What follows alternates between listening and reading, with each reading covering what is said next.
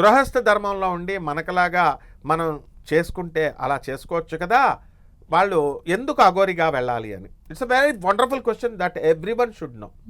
ప్రభాత్ రంజన్ సర్కార్ గారు ఆయన భూమి మీదకి పరమేశ్వరుడిగా పుట్టినప్పుడు అక్కడ అందరూ కూడా జమాల్పూర్లో పుట్టారు. అఘోరీ సిస్టమ్ కేనారాం గారు వీళ్ళంతా వచ్చినప్పుడు మన ఎవరైతే బాగా చదువుకున్న వాళ్ళు, మనలాగా చదువుకున్నటువంటి వాళ్ళందరూ కూడా మా క్లాస్మేట్ కూడా శ్రీనివాస్ రెడ్డి అని ఉండేవాడు. వీళ్ళంతా బాబా దగ్గరికి ఆనంద్ మార్గ ఆశ్రమంకి ఈ స్వామీజీలు ఉంటారనమాట, దాదాజీలు అంటాం వాళ్ళని, వెళ్ళి మెడిటేషన్ అవి నేర్పించి వచ్చేవారు. ఫ్రీక్వెంట్గా వెళ్ళగానే వీడికి ఒక్కసారి బాబాని చూడగానే నో, నాకు ఇంక ఈ జన్మ వద్దు, నేను జన్మను నేను వేస్ట్ చేసుకొని నా గురువు నాకు దొరికాడు అన్న ఫీలింగ్ వాళ్ళకి వచ్చేస్తుంది అనమాట. ఎలాగంటే నేను బాగా అర్థమయ్యేలా చెప్తా.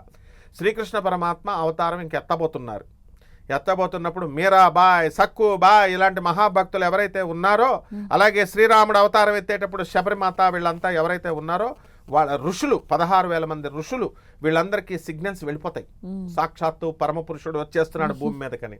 ఆ విధంగా ఆనందమూర్తి గారు దిగిపోతున్నప్పుడు రామకృష్ణ పరమహంస గురువైనటువంటి తోతాపురి గారికి కూడా సిగ్నల్ వెళ్ళిపోయింది. అందువలన వాళ్ళందరూ ఆనందమూర్తి గారి దగ్గరికి వచ్చేవారు. వచ్చి మోక్షం 400 సంవత్సరాలు బతికారు తోతాపురి. ఇదంతా రియల్ స్టోరీ చెప్తున్నాను నేను. అండ్ ఎవిడెన్సెస్ ఉన్నాయి అన్నీ కూడా. Ramakrishna Math it will certify. And దీనికి ఆర్ట్ ఆఫ్ లివింగ్ గురువు గారు, మామూలు చిన్న చిన్న ఆశ్రమాలు కాదు నేను చెప్పేవి, ఇంటర్నేషనల్ ఆశ్రమాలు. Art of Living Ravishankar ji కూడా ప్రభాత్ రంజన్ సర్కార్ గారి దగ్గరే శిష్యర్కం చేసి వెళ్ళారు. రామ్దేవ్ బాబా కూడా ప్రభాత్ రంజన్ సర్కార్ గారి దగ్గరే, అంటే ఆనందమూర్తి గారి దగ్గరే వెళ్ళారు. అంత ఆ అఘోరీ సిస్టంలో అప్పుడు వెళ్ళినప్పుడు అప్పుడు వాళ్ళకేమనిపించింది, ఇటువంటి సాక్షాత్తు శివుడే నాకు దిగొచ్చినప్పుడు నేను కనుక ఈ శివుణ్ణి నేను సర్వీస్ చేసుకోకుండా ఉంటే ఆత్మమోక్షార్థం జగత్హితాయచ, ఆత్మని నేను మోక్షం రావాలి అంటే జగత్తుకి మేలు చేయాలి. వెన్ తోటాపురి అక్కడికి వెళ్ళినప్పుడు ప్రభాత్ రంజన్ సర్కార్ గారు ఏమంటారంటే, మోక్షం అడిగినప్పుడు కోప్పడ్డారు. ఏమిటి నువ్వు కేవ్స్లో కూర్చుని నువ్వు ధ్యానాలు చేసుకుంటూ కూర్చుంటే నీకు మోక్షం వస్తుంది అనుకున్నావా? Go to humanity, do human service. That is what Swami Vivekananda has also told everyone. ఏంటంటే ఆత్మమోక్షార్థం జగత్హితాయత, జగత్తుకి హితువు చేయండి. అదే అఘోరీలు చేస్తారు. కాబట్టి ఈ అందరూ వెళ్ళినటువంటి వాళ్ళు, ఈ శ్రీనివాస్ రెడ్డి అన్నవాడు కూడా, నాకు కూడా వెళ్ళినవాడు ఇమీడియట్ సాధువైపోయాడు. వీళ్ళ నాన్నగారు లెక్చరర్ ఉస్మానియా యూనివర్సిటీలో, అంతా వేసా ఎంఎస్ మాస్టర్స్ డిగ్రీ కోసం వీళ్ళగా రెడీ చేసుకున్నప్పుడు వీళ్ళంతా ఏం చేస్తారంటే 100 మంది, ఒకళ్ళు కాదు ఇద్దరు కాదు 10,000 మంది వీళ్ళందరూ ఏం చేస్తారంటే, అమ్మ మా గురువు గారిని వదులుకోకూడదు, మేము మాకు మోక్షం రావాలి అని చెప్పి అందరూ మాంక్స్ కింద వెళ్ళిపోతారు. అలా అఘోరీలందరూ ఏం చేస్తారంటే, వాళ్ళంతా బాగా చదువుకున్న వాళ్ళు, మామూలుగా ఏదో అఘోరీ అంటే చదువుకోలేని వాళ్ళేమో పిచ్చోళ్ళేమో వెళ్ళిపోయారేమో అనుకుంటారు. No, they are very learned scholars. వాళ్ళు ఏం చేస్తారంటే, ఈ యొక్క భూమికి మనకు అవసరం లేదు ఈ భూలోక సుఖాలు. ఉదాహరణకి నేను చెప్తాను, మనకి శివపురాణంలో ఉన్నటువంటి కేదార స్వామి వ్రతంలో చెప్పబడి ఉంది క్లియర్గా. శివపార్వతులు ఇద్దరు పక్కపక్కన కూర్చుంటారు. నంది, శృంగి, భృంగి వీళ్ళందరూ కూడా నాట్యాలు చేస్తున్నారు, వికట నాట్యాలు. పరమేశ్వరుడికి చాలా ఆనందం కలిగింది, వరాలు ఇస్తాడు. భృంగి బ్రహ్మాండమైనటువంటి నాట్యాలు చేస్తాడు, వికట నాట్యాలు, నవ్వుతూ నవ్విస్తూ వచ్చి ప్రదక్షిణాలు శివుడు వరమిస్తుంటే ప్రదక్షిణ చేసుకోమంటాడు. శివుడు వస్తాడు, ఆయన వచ్చి శివపార్వతులు ఇద్దరు కూడా పక్కపక్కనే ఉన్నప్పుడు ఇద్దరికీ చేయాలి కదా ఆయన ప్రదక్షిణ. ఒకళ్ళ సన్మానానికి పిలిచి భార్యాభర్తల్ని ఇద్దరికి చెరొక సాల్వా అన్న ఇయ్యాలా, లేకపోతే ఒకే సాల్వా ఇద్దరికి కన్నా కప్పాలా. ఒకళ్ళని వదిలేసి ఒకళ్ళు చేస్తే ఫీల్ అయిపోతారు. అలా శివుణ్ణి మాత్రమే చేస్తే పార్వతీదేవి నవ్వుకుంటుంది, ఏంటి వీడు ఆయనకే చేస్తున్నాడు నాకు చేయట్లేదని చూద్దామని వీడే ఇంకొంచెం దగ్గరగా జరుగుద్ది. శివుడికి దగ్గరగా జరిగితే అతనేం చేస్తాడు, పాము రూపంలో వెళ్ళి ఆమెను వదిలేసి ఆ కన్నంలో నుంచి చేస్తాడు.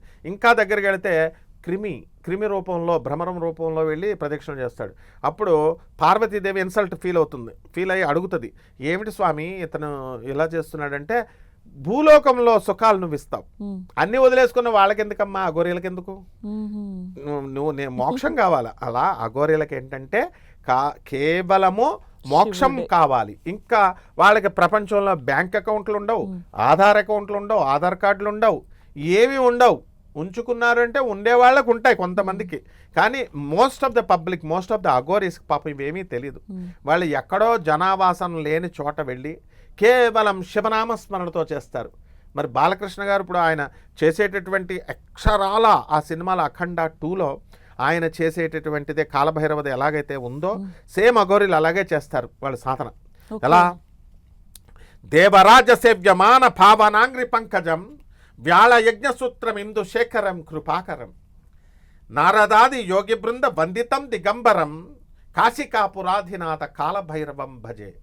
ఎలా చేశారు ఆయన?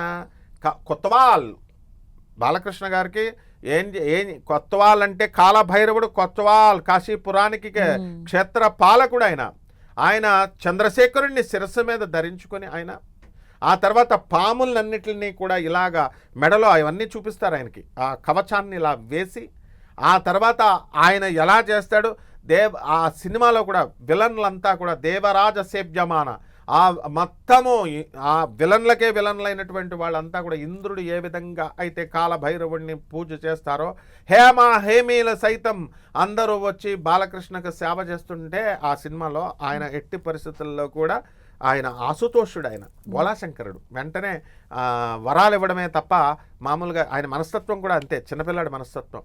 అభిమానులందరూ వచ్చి వెంటనే కోపం అభిమానులు వచ్చి ఫోటో అని విసిగిస్తుంటే ఆయన ఏం చేస్తారు, కొట్టారని చాలామంది అంటారు.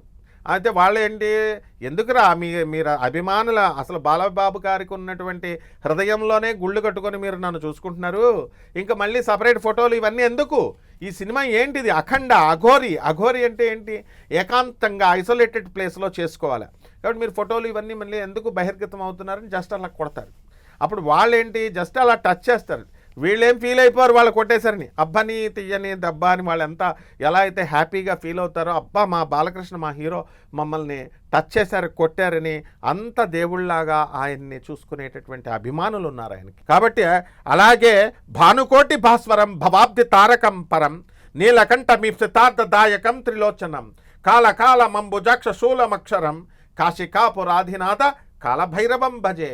ఆయన ముఖ వర్చస్సు కూడా మనం గమనిస్తే ఆ సినిమాలో భానుకోటి భాస్వరం, కోటి సూర్యులను తీసుకొచ్చి అక్కడ చూపిస్తే ఆయన జుట్టంతా అలా పైకి రావడం, ఆ ముఖంలో ఆ వర్చస్సు అదంతా కూడా అఘోరి, నిజమైనటువంటి అఘోరి ఎలా ఉంటాడో ఆ విధంగా ఆయన్ని ఆ పాత్రలో తీర్చిదిద్దారు. అంటే అక్కడ ఆయన డైరెక్టర్ బోయపాటి శ్రీనివాస్ గారు వీళ్ళందరినీ కూడా మనం మెచ్చుకోవాలి. అలాగే అక్కడ ఆ 4 ఆయుధాలు ధరిస్తాడు ఆయన, శూలటంక పాశదండ పాణిమాది కారణం శ్యామకాయ మాది దేవమక్షరం నిరామయం భీమ విక్రమం ప్రభుం విచిత్రతాండవ ప్రియం కాశికాపురాధినాథ కాలభైరవం భజే.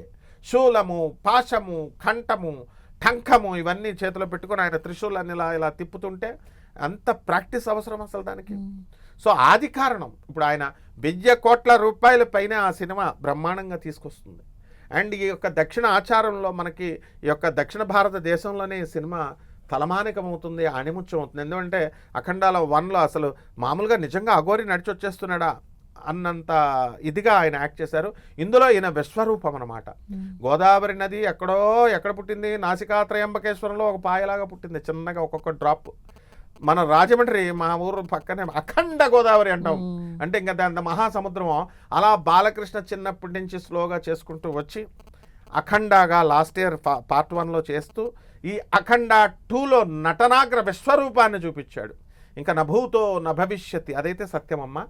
ఎవ్వరూ కూడా మళ్ళీ ఆ పాత్ర వేసినా కూడా అఘోరి పాత్రని బాలకృష్ణ గారు వేసినంత ఇదిగా రంజింపజేయలేరు. ఎందువలనంటే సాక్షాత్తు సాంబశివుడే ఈ యొక్క అఘోరీ సిస్టమ్ని ప్రజలందరికీ తెలియాలి. ఎందుకంటే వీళ్ళందరూ కూడా తాగేస్తారంటున్నారు, మనిషి హ్యూమన్ బాడీస్ తినేస్తానంటున్నారు, పిచ్చి పిచ్చిగా చూపిస్తున్నారు. సో ఇలా కాదు, కేవలం వాళ్ళు అధర్మాన్ని నాశనం చేస్తారమ్మా. ఇదిగో క్లియర్గా చెప్తోంది ఈ యొక్క అఘోరీ సిస్టమ్ది.